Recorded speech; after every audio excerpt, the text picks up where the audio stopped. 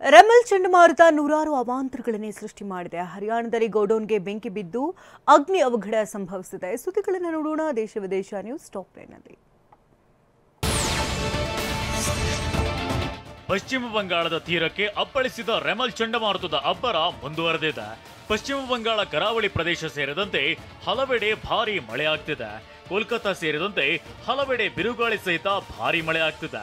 ಇದಿಷ್ಟೇ ಅಲ್ಲದೆ ರೆಮಲ್ ಚಂಡಮಾರುತ ದೊಡ್ಡ ಅವಾಂತರವನ್ನೇ ಸೃಷ್ಟಿಸಿದೆ.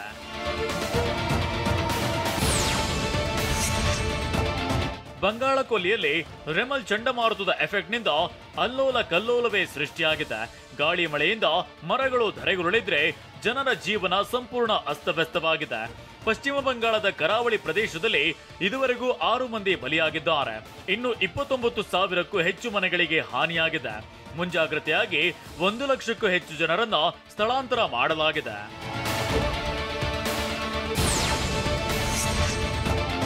ಕಪ್ಪು ಕೋಟಿನಿಂದ ವಿನಾಯಿತಿ ನೀಡುವಂತೆ ಸುಪ್ರೀಂ ಕೋರ್ಟ್ಗೆ ವಕೀಲ ಶೈಲೇಂದ್ರ ತ್ರಿಪಾಠಿ.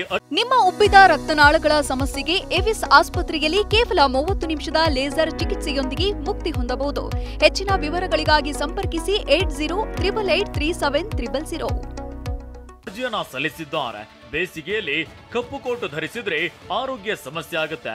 ಹೀಗಾಗಿ ಬೇಸಿಗೆಯಲ್ಲಿ ವಕೀಲರು ಕಪ್ಪು ಕೋಟು ಧರಿಸುವುದು ಅಪಾಯಕಾರಿಯಾಗಿದೆ. ಬಿಸಿಲಿನ ತೀವ್ರತೆಗೆ ವಕೀಲರಿಗೆ ಆರೋಗ್ಯ ಸಮಸ್ಯೆ ಕಾಡ್ತಿದೆ. ಹೀಗಾಗಿ ಕೆಲ ತಿಂಗಳುಗಳ ಕಾಲ ನಿಯಮ ಸಡಿಲಿಸಬೇಕು ಅಂತ ಅರ್ಜಿ ಸಲ್ಲಿಸಲಾಗಿದೆ.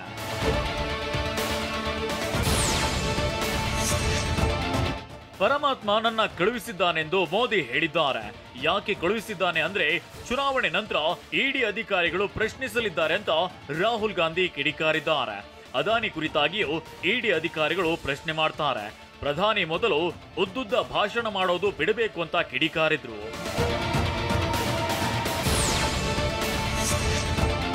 ಅಬಕಾರಿ ಹಗರಣದಲ್ಲಿ ಜೈಲು ಸೇರಿದ್ದ ಅರವಿಂದ್ ಕೇಜ್ರಿವಾಲ್ಗೆ ಮತ್ತಷ್ಟು ಸಂಕಷ್ಟ ಎದುರಾಗಿದೆ.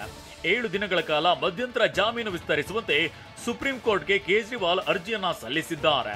ಜೂನ್ 1ಕ್ಕೆ ಕೇಜ್ರಿವಾಲ್ ಜಾಮೀನು ಅವಧಿ ಅಂತ್ಯ ಹಿನ್ನೆಲೆಯಲ್ಲಿ ಮತ್ತೆ ಮಧ್ಯಂತರ ಜಾಮೀನು ವಿಸ್ತರಿಸುವಂತೆ ಮನವಿ ಮಾಡಲಾಗಿದೆ.